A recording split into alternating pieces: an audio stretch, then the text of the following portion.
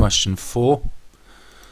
So to get it in this format we need to complete the square. Now this requires the x squared just being a single x squared, so we have to factorise and take the 3 out. So taking the 3 out, so if you cross multiplied you'd end up with this still.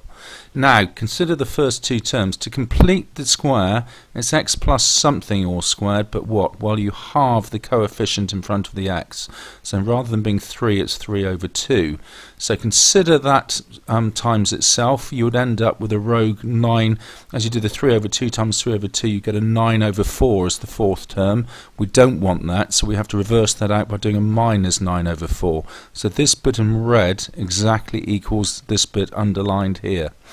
Then of course we still have the 10 over 3.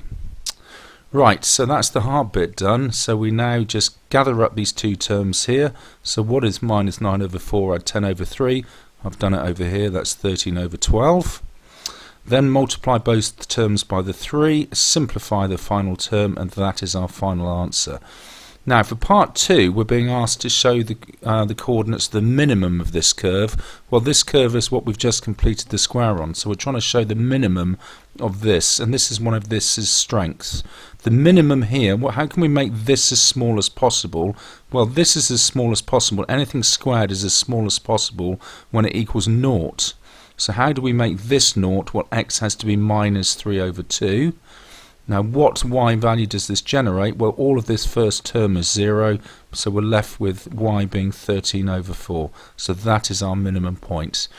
Now the discriminant is simply just b squared minus 4ac, where a is 3, b is 9, c is 10. Substitute in and you get minus 39.